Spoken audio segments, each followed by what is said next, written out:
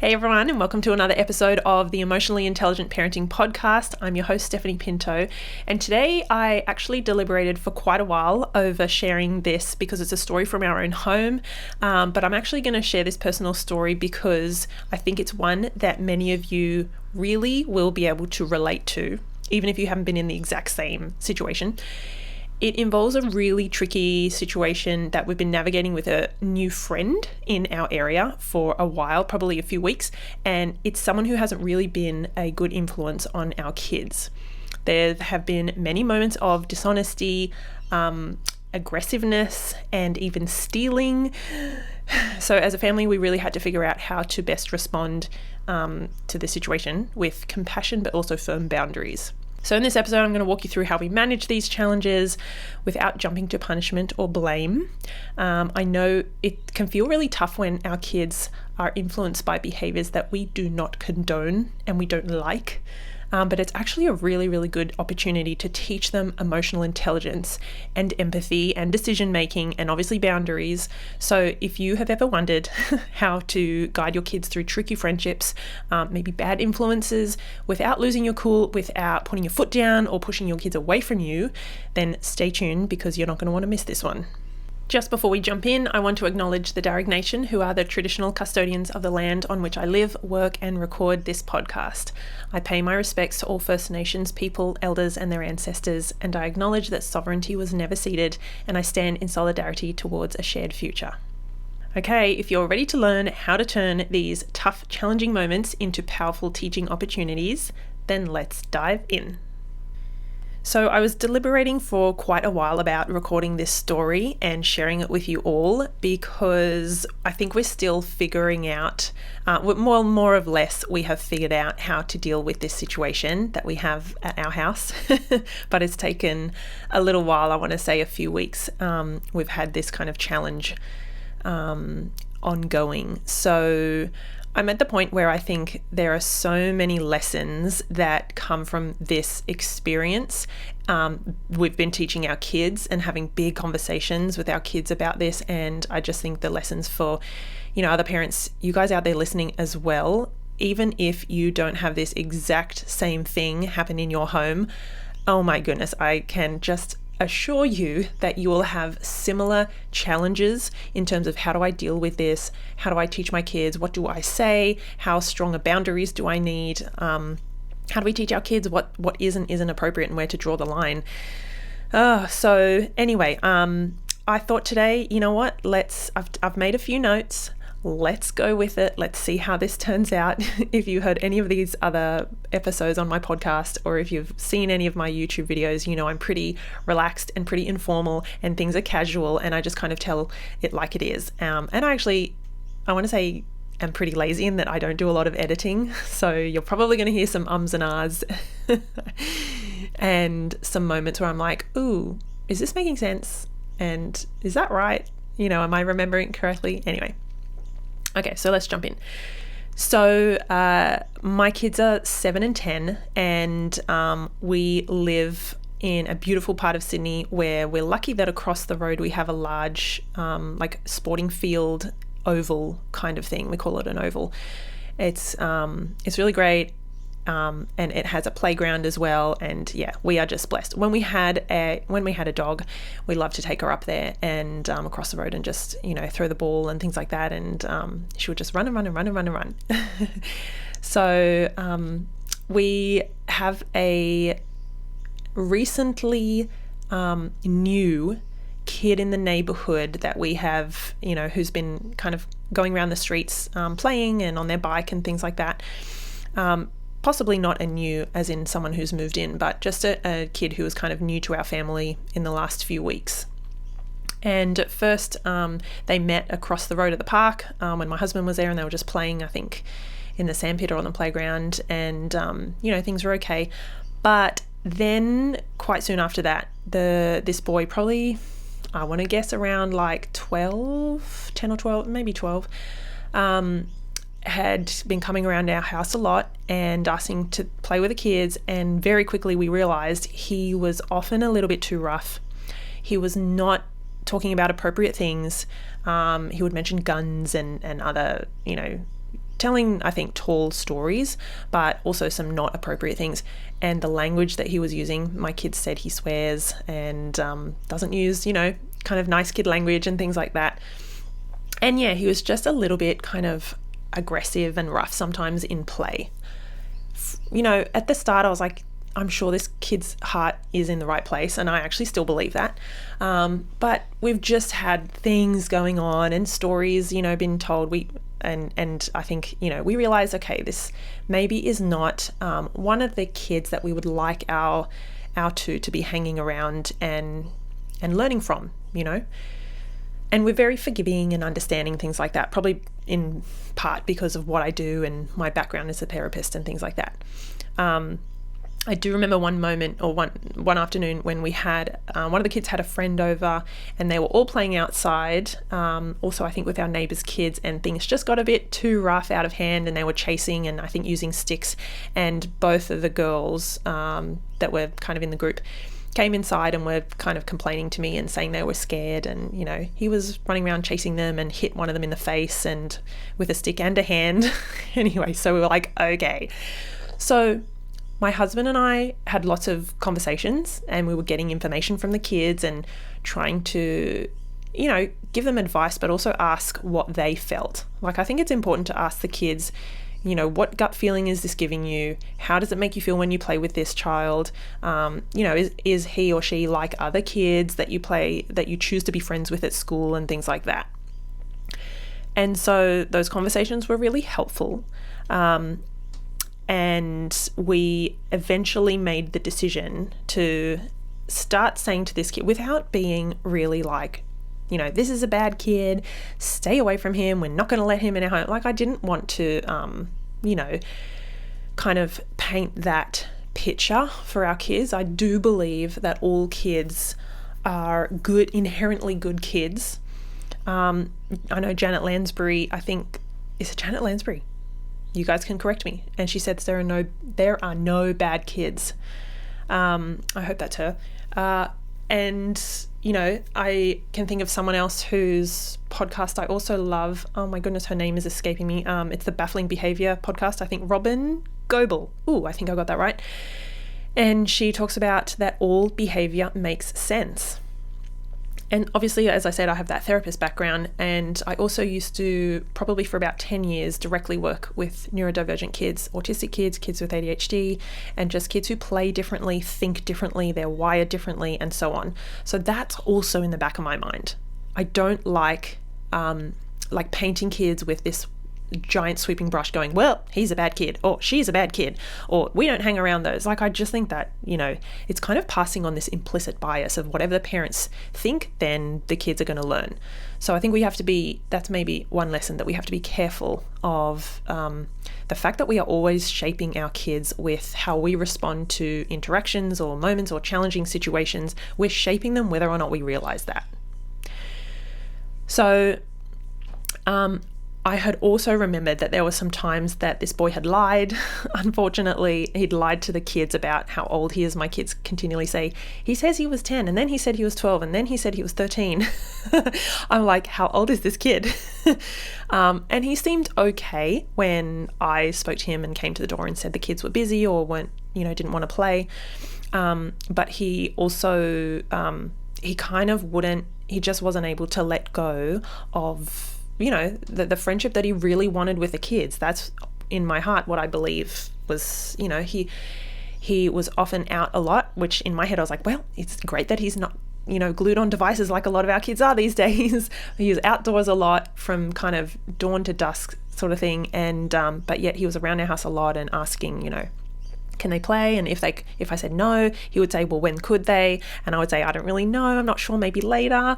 You guys know me, recovering people pleaser. I was struggling to set a really hard boundary because I genuinely didn't want to hurt his feelings.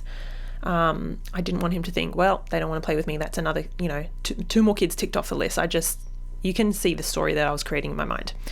And he would say, well, how about in 2 hours? What if I come back at 5 o'clock? And I was like, oh my goodness. And I remember recently we had the school holidays, and he had said, okay, well, today's the last play I can play ever because I'm going up out of the state to another state to live.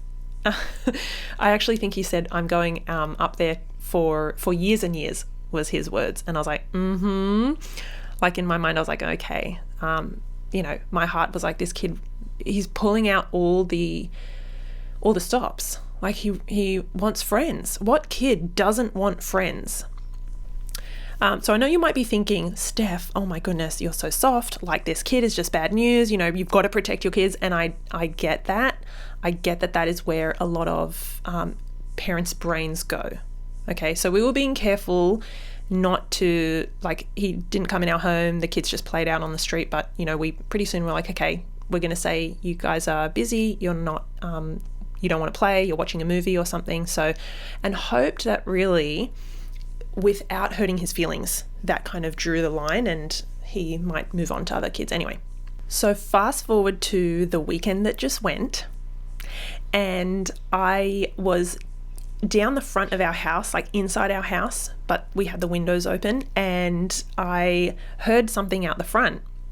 I had a look through the window and I could see the boy was just standing on our veranda. Like, he didn't knock or press the doorbell or anything, but he was just kind of standing out there hanging around. I was like, oh no, thinking, okay, what do we do? I need to let him know, and maybe I should say, look, probably best not to come around here anymore. And after probably a couple of minutes, he left. So I was like, okay, well, maybe he was just hopeful, I don't know. But a bit later that same day, I saw, because I was again down the front, like in the front, and I saw through the window that he was jogging up our grass and came back on the veranda again. And I was like, oh, okay, I'll get ready, And then I heard, so if you guys know the sound of a bike wheel, like a bicycle wheel, when you spin it, some of the bike wheels make this like ticking sound, like a really quite like a, if you can hear that. So I heard that noise and I was like, that's weird. I didn't see him ride or anything. My son sometimes leaves his bike just right outside our front door, like right on our veranda. And he had done that, recently. And I thought, oh, he's either bumped the wheel, or he's just like spun it. He's a bit bored.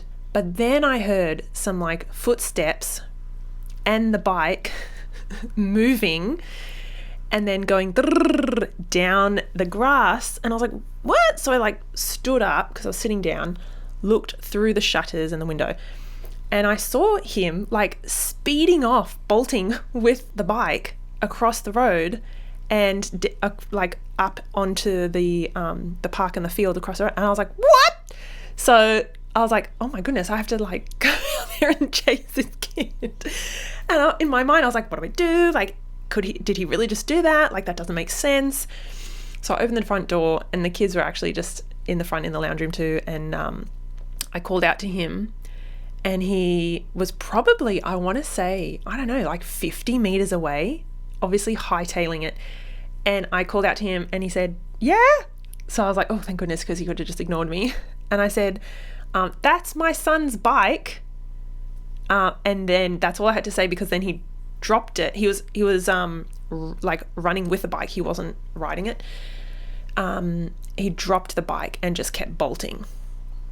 And so my kids were like, what, Mum, what happened? I said, he's just taken your bike. Can you go and get the bike, come back? And then we had it, we'll talk about it. So we did have a talk about it. I was like somewhat flustered, but I was also weirdly internally calm, because I was like, this poor kid, he doesn't understand. Like, if I come back to Dr. Ross Greene's work, which I love, right? And you guys have probably heard me quote him a bunch of times before. Kids do well if they can, and doing well is always preferable. What does that mean in this situation? It means that if this kid could build and maintain friendships, I want to say the right way, quote unquote, the right way, like in a productive way, in a healthy way, in a way that benefits him and the other kids in the friendship, like, he wouldn't have needed to go to those lengths. I know what half of you are probably thinking, oh my God, you've got these rose-colored glasses and you're seeing this kid as like a damaged little lamb that needs love. Well, you know what? Like, if we think about what does lead a child to make certain decisions or just any decisions, what's underneath is their emotions. I don't care what you think. We are emotional creatures. We are not these logical, beings, these robots. We don't make decisions based on facts and logic. There's massive amounts of emotion that are just like swirling underneath. So if we think about all kids do well if they can, when they have the tools, when they have the capabilities, when they have the skills. Like this kid obviously is struggling to make friendships and hold friendships and know maybe what you do and what you don't do in friendships. You don't lie. You don't, steal things. You don't hurt kids physically or make them feel uncomfortable with what you talk about. Like that, most I want to say maybe neurotypical kids learn these social rules, these unwritten social rules naturally. Okay, so I don't know, I've just mentioned like neurotypical kids. I don't know whether this boy is neurodivergent or not. I don't know him well enough. And some of that is curiosity there as to whether or not his impulsivity, his aggressiveness, and his different, I want to say like lack of play skills, but maybe it's just different play skills, right? That doesn't work with my neurotypical kids. So, and obviously some of those are dangerous and aggressive and not okay, stealing or taking possessions and things like that. So the thing is, I want to, highlight or just remind us all, it's really easy to make judgments, and we have other neighbours up and down our street who are aware of this boy, and I'm, I wouldn't be surprised if they're having conversations with their kids about, that's a bad kid, you stay away from him, like he's bad news. And I just think we might need to be as non-judgmental and as curious as possible. It doesn't mean that we don't have boundaries. It doesn't mean that we say, yep, sure, kids, go out and play with him and you'll get whacked in the face and you'll get your bike taken and can't do anything about it. Like, no, we don't not have boundaries. It's my fault if my boundaries are not, doing their job. That is on me. Separate conversation. But I think we just need to be a little bit more curious about what's going on under the iceberg for certain kids like this. Maybe this is our kid. Maybe you're listening going, oh my God, that sounds a lot like my son or daughter. Can we be more curious and think, what is driving those behaviors? Like for me, it was, I want to say it's pretty clear. Yes, I'm making judgments here, but this is based on my pediatric therapist background, my understanding of neurodivergent kids, my understanding of what drives behavior, which is emotion, and a real, I want to say like visceral or a real deep-seated biological drive to belong and to be part of the pack. Like if we go right back to literally caveman times, you have to be part of the pack. You have to be part of the group in order to survive. Isolation and abandonment is, we cannot tolerate that. That will end in death. So if we bring that into like present day, not being part of a group, not being allowed to play, not having friends, like that is emotional, I want to say death. Like that's really, really tough to emotionally handle. So my brain goes, look at the lengths that this kid went to try and get my kids to play and be friends with him, when possibly lots of others were not and didn't want to play with him and wrote him off. So it just, number one, it helps me to be a lot more compassionate. As I said, we still have boundaries. Like if that's not healthy for my kids to be around, I didn't want my kids to be around someone who lies and is dishonest and is using inappropriate language and, taking things. But the thing is, we've had conversations with our kids about why he might have done this, like real deep curious questions and conversations. Like I think I said to them, like, why do you think he took your bike when for weeks he's been coming here begging basically you guys to come out and play? Like, that doesn't make sense, right? Why do you think he would do that? And both of my kids are like, I think he just really wants to play, and that was something he tried to get us to come out and maybe play with him or chase him. So I think, going back to being more curious like this, it kind of relies on the understanding that emotions do drive behavior. So we only do things because they are going to make us feel connected, love, joy, all those positive things, or to get away from. We do things to get away from feeling isolated, lonely, bad, unhappy, and things like that. So if you just like drill down a teensy bit into the psychology of this kind of stuff, like why do we do what we do? Why do kids do what they do? Why do they behave in certain ways? Then we're kind of left with stuff that, to be honest, it makes sense and it kind of pulls on my heartstrings. So I want to say, be curious when you're around kids, or if you have a child who sometimes is aggressive or seems to go from 0 to 100 or is doing the wrong things, even though they've been told off 3 times or 10 times, for doing that thing. Be curious about why they're doing it. Do they not have the skills to not do it? Have they not learned yet? Is this harder for them than it is for anyone else? Do other kids just get this stuff and they don't? Right? Doesn't matter if they're neurodivergent, neurotypical, or whatever. Like they could be any kind of jam, peanut butter, who cares? If your child isn't doing the thing, then there's always something, like, what is getting in the way? There's always something blocking it, because as I go back to Dr. Ross Green, kids do well if they can, and doing well is always preferable. Like, there is a flaw in our logic if we think that kid who's coming around our neighborhood and knocking on our door was wanting to push my 2 kids away from him and for them to be upset with him and not want to play with him. Like, that doesn't make sense. There's no joy to be. Wouldn't it be more joyful if that somehow, in a roundabout way, brought them outside and said, hey, come on, okay, let's play, or let's ride bikes together, or something like that? I think he just did not have the skills to not do that thing and to actually build friendships in a more healthy way, and one that worked for him. So when kids are not doing, what they're expected or what we think they should, find out what's getting in the way, or just be curious and think, well, I'm guessing that this kid would if they could, but they're not, because they can't. It's not because they won't. Again, I come back to what is logical? It makes sense that kids want to have friends. They want to play. They want to be, the center of attention sometimes and be the funny one, or they want kids to like them. That makes sense. Not that they want to get in trouble. They want to get told off, or they want to have, imagine if I said, I'm going to call the police. Would he have thought, okay, I'm going to take the bike and then maybe she'll call the police and then I'll get told off, or my parents will be called? Oh my God, no.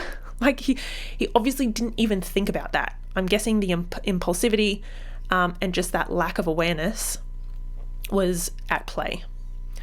So the other thing I want to say is that I think I mentioned this before. We're shaping our kids' values and beliefs or paradigms all the time without us even realizing. So why not be intentional about it? Like I said, we had heaps of conversations with the kids. We've made decisions together. They get it. They're on board. It makes sense to them. They don't feel like we have just put our foot down and been like, no, you're not seeing this kid. He's a bad kid. Stay away from him. I think they're understanding. They're 7 and 10. They're not, teenagers. They haven't got that more capacity to really understand the depths of why and behavior, human behavior and things like that. But we are really helping to shape how they see other people and other people's behavior, especially when it doesn't match up with what they expect. The last thing I want to say is I think this is also a big lesson in not just our emotional self-awareness, like how we're feeling about certain experiences or interactions and things like that. Me having the interactions with these kids as well. I think it's a big lesson in what I call other awareness. So not self-awareness, but other awareness. The ability for us to be aware of other people's emotions in the interaction and using that information to make good decisions, to guide our actions, and to adjust our behavior when it's called for. So I had to be aware that this kid, yes, I was getting frustrated and I was like, please don't come around. We don't want you to play with our kids and this is difficult. I had to acknowledge that. But I also had to be aware that he had these emotions, and I'm guessing because I don't know him well at all. I've spoken, to him probably 5, 6, 7 times ever. But I had to be aware that he had emotions, because we all do, that's just humanity, that are driving his behavior. And doesn't that breed so much more patience and tolerance and empathy rather than judgment and blame and shame and anger. Okay, so that's the last thing I'm going to say.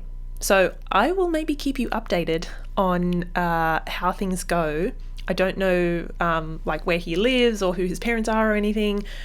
And if I did, I would just go and, I don't know, would I go and have a conversation with them about the bike thing that happened recently? I don't know.